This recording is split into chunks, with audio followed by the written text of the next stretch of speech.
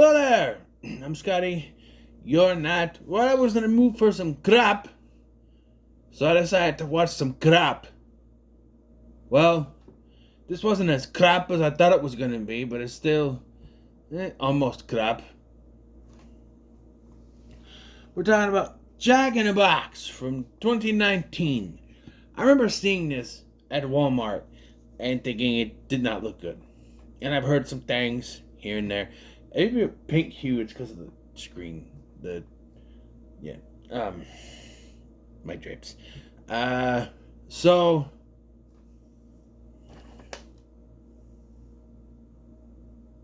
didn't help. I didn't have any faith in this. They made two sequels that I was confused about. And I was watching this, and I'm like, this isn't bad. But I had my inkling what the sequels are going to be, and it's one of those things where they're sequel in name only and don't follow the story. They could have, but they didn't.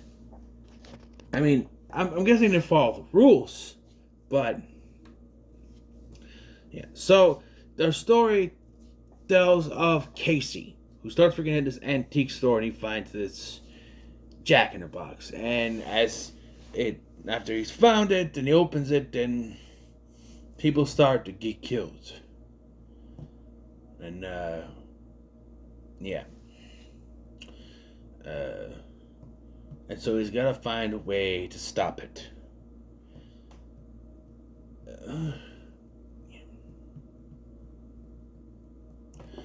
So we actually start 12 years earlier with this old man finding the box buried.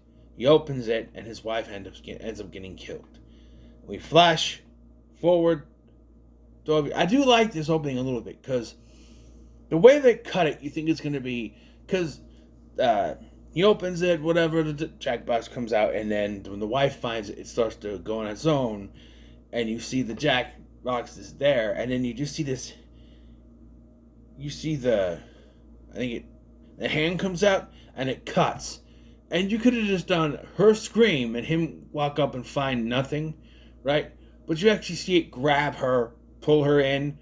The effects are not bad. It's made for video stuff, but it's not bad per se.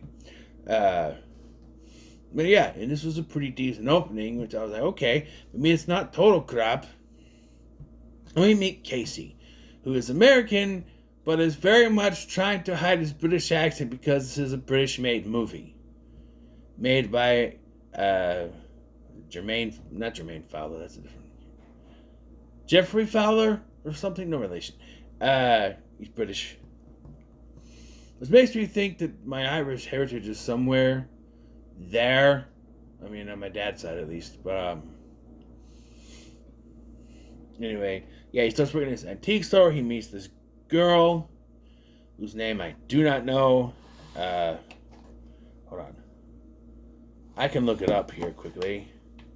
Hold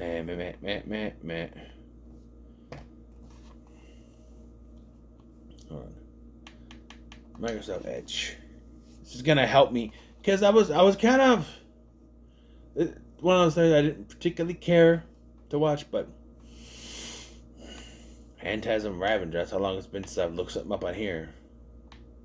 Okay, so click Jack. And the box. No, box, not Knox. I don't want the fast food restaurant.